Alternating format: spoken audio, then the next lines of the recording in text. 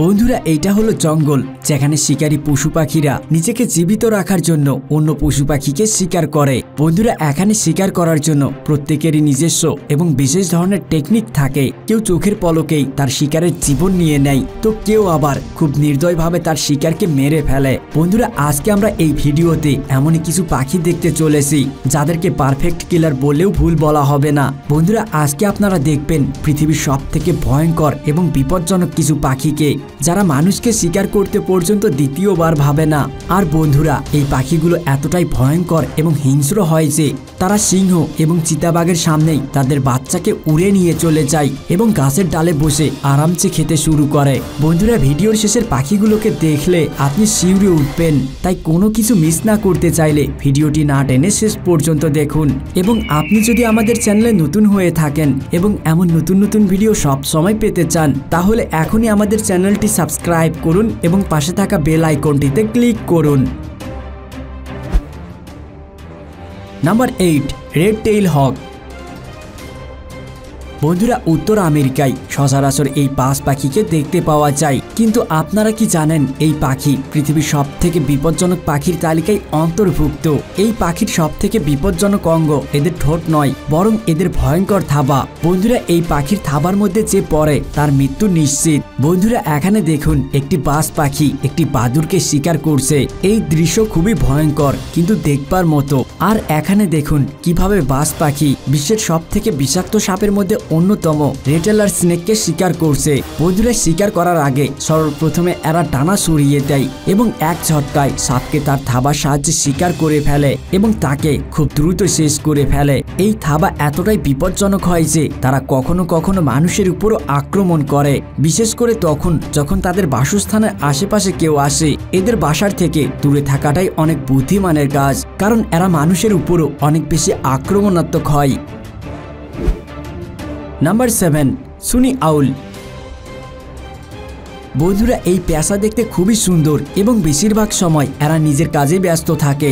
আর এরা পেঁচা প্রজাতির মধ্যে সবথেকে সুন্দর পেঁচার প্রজাতি, কিন্তু এরা এতটাই বিপজ্জনক হয় যে এরা যদি আপনার উপর আক্রমণ করে তাহলে আপনি ক্ষত বিক্ষত হয়ে যাবেন। বন্ধুরা, পেঁচাদের কাছে রেজার শার্প টেনলস থাবা এবং নখ থাকে। যখন কেউ এদের এলাকায় প্রবেশ করে তখন এই পেঁচা তার শত্রুর চোখের উপর এবং মাথার উপর আক্রমণ করতে শুরু করে দেয় এবং ততক্ষণ পর্যন্ত আক্রমণ করতেই থাকে যতক্ষণ না তার শত্রুর চোখ নষ্ট হয়ে যায় অথবা সে অনেকটাই আঘাতপ্রাপ্ত হয়ে সেখান থেকে পালিয়ে যায়। পেঁচা খুবই ঠান্ডা জায়গায় থাকে, এদেরকে আলাস্কা এবং অ্যান্টার্কটিকায় দেখতে পাওয়া যায়। বন্ধুরা, এই সব তো ছিল অল্প কিছু, কিন্তু সম্পূর্ণ ভিডিওটি দেখলে অবাক হয়ে যাবেন।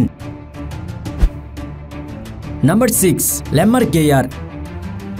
বন্ধুরা, শকুনের সবথেকে পুরনো প্রজাতি হলো লেমার গেয়ার। আর এই পাখির চেহারা দেখতেও খুবই ভয়ঙ্কর মনে হয়। বন্ধুরা, এই পাখির দাড়িও রয়েছে, যার কারণে এদেরকে দেখতে একটু অদ্ভুত লাগে। এই পাখি সাধারণত মৃত প্রাণীর মাংস খায়, কিন্তু এরা যখন খাবার পায় না তখন এরা বিভিন্ন প্রাণীকে পাহাড় থেকে নিচে ফেলে দিয়ে মেরে ফেলে এবং তাদেরকে ভক্ষণ করতে শুরু করে। এছাড়াও এরা খুবই আক্রমণাত্মক হয়ে থাকে। যদি এদের মাথা খারাপ হয়ে যায় তাহলে এরা আক্রমণাত্মকভাবে আক্রমণ করতে শুরু করে। বন্ধুরা, এরা অনেক বুদ্ধিমান হয় আর এরা শুধুমাত্র শিকারের গলায় আক্রমণ করে। আর গলায় আঘাত করার ফলে কতটা ক্ষতি হতে পারে সেটা তো আপনারা বুঝতেই পারছেন। নাম্বার 5, বিয়ার্ড আউল।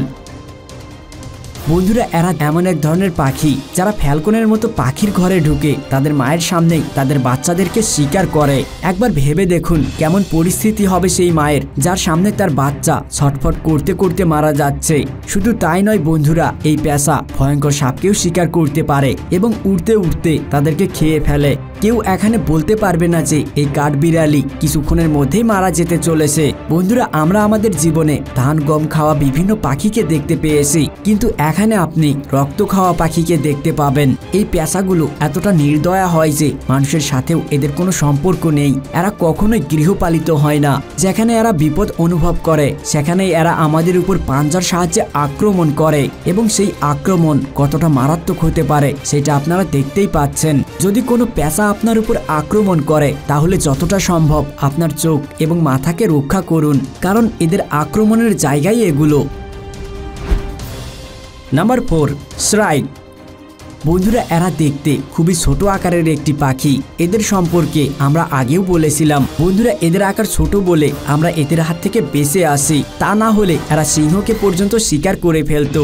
এরা আকারে ছোট হলেও এরা দানা খাবার খায় না, এরা মাংস খেতে বেশি পছন্দ করে। এরা শুধুমাত্র রাক্ষসের মতো মাংস খায়, সেইটাও আবার নিজের শিকার করা। এখন আপনি হয়তো ভাবছেন এরা অন্য প্রাণীদেরকে কিভাবে শিকার করে। এরা শিকার করার জন্য ডেডলি ডাইভ নামের একটি কৌশল অবলম্বন করে। এই পদ্ধতিতে এরা সোজা শিকারের উপর ঠোঁটের উপর ভর দিয়ে আক্রমণ করে। বন্ধুরা আপনারা জানলে অবাক হবেন যে এরা এদের নিশানা এমন ভাবে করে যাতে এদের ঠোঁট সোজা শিকারের মাথার মধ্যে প্রবেশ করে এবং তারপর এরা সেই শিকারকে নিয়ে কাঁটাযুক্ত গাছের ডালের মধ্যে রেখে দেয় এবং এদের শিকারের মৃত্যু কতটা কষ্টদায়ক হয় সেটা আপনারা বুঝতেই পারছেন।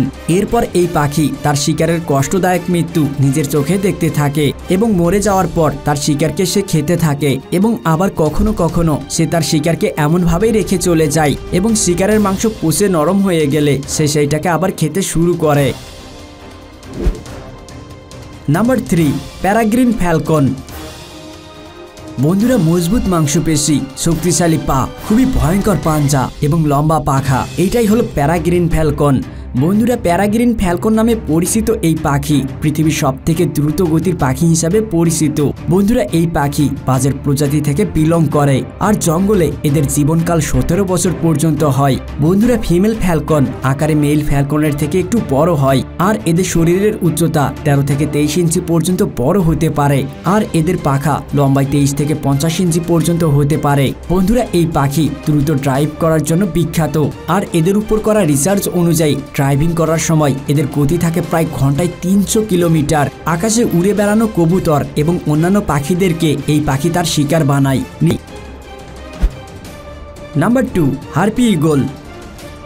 বন্ধুরা ঈগলের নামে কত বিশ্ব রেকর্ড আছে সেটা তো আপনারা সকলেই জানেন, কিন্তু আপনারা কি জানেন হার্পি ঈগল বিশ্বের সবথেকে বড় ঈগল। এরা খুবই বড় এবং আক্রমণাত্মক হয়। এদের সবথেকে বড় হাতিয়ার হলো এদের ভালুকের মতো বড় রেজার শার্প থাবা। এরা মানুষের বাচ্চাদেরকে পর্যন্ত শিকার করতে পারে। আপনারা দেখতে পাচ্ছেন কিভাবে এরা বানরকে শিকার করছে। এই প্রজাতির ঈগলকে মেক্সিকো থেকে শুরু করে ব্রাজিলে পর্যন্ত পাওয়া যায়। এরা অনেক সময় সিংহ এবং চিতাবাঘের বাচ্চাকে শিকার করে। এরা সুযোগ পেলেই কখনো কোনো শিকারকে ছাড়ে না, সেটা হোক হরিণ, সিংহ কিংবা চিতাবাঘের বাচ্চা। এরা সুযোগ পেলে কাউকেই ছাড়ে না। এরা আকারে এতটাই বড় হয় যে এদের ডানা 6.5 ফিট পর্যন্ত প্রসারিত হতে পারে।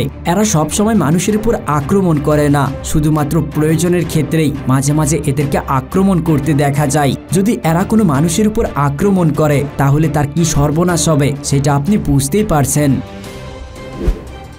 Number 1 southern cassowary. এতক্ষণ পর্যন্ত আপনারা সেই সমস্ত পাখিগুলোকে দেখলেন যারা সবথেকে বেশি ভয়ঙ্কর এবং বিপজ্জনক পাখি।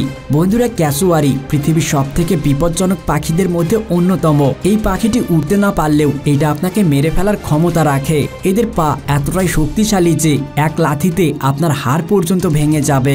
বন্ধুরা এই পাখি অস্ট্রেলিয়াতে দেখতে পাওয়া যায়। এই পাখি এবং অস্ট্রিচের মধ্যে খুব বেশি পার্থক্য নেই। এরা অস্ট্রিচের মতো লাথি মারে ঠিকই, কিন্তু এদের পায়ে 5 ইঞ্চি লম্বা রেজার শার্প থাবা থাকে। বন্ধুরা এই পাখি একটি আঘাতে যে কাউকে ছিন্ন ভিন্ন করে ফেলতে পারে। এরা বিপজ্জনক হওয়ার সাথে সাথেই খুবই আক্রমণাত্মক প্রকৃতিরও হয়ে থাকে। বন্ধুরা এরা একবার রেগে গেলে তার শত্রুকে ততক্ষণ পর্যন্ত ছাড়ে না যতক্ষণ না তার শত্রু মারা যায়। বন্ধুরা আপনারা দেখতেই পাচ্ছেন কিভাবে এই পাখি তার পাঞ্জা দিয়ে আঘাত করছে।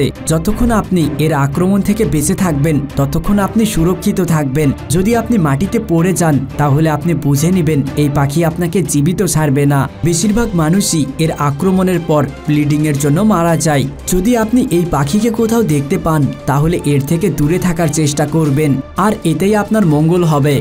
বন্ধুরা এই ভিডিওতে কোন পাখিটি সবথেকে বেশি ভয়ঙ্কর মনে হয়েছে এবং এই ভিডিওর দ্বিতীয় পর্ব দেখতে চাইলে সেটা অবশ্যই কমেন্ট করে জানাবেন এবং এই ভিডিওটি ভালো লাগলে অবশ্যই একটি লাইক করবেন এবং বন্ধুদের সাথে শেয়ার করবেন। আর আপনি যদি আমাদের চ্যানেলে নতুন হয়ে থাকেন এবং এমন নতুন নতুন ভিডিও সব সময় পেতে চান তাহলে এখনই আমাদের চ্যানেলটি সাবস্ক্রাইব করুন এবং পাশে থাকা বেল আইকনটিতে ক্লিক করুন। কথা হবে অন্য এক ভিডিওতে, সেই পর্যন্ত ভালো থাকবেন। ধন্যবাদ।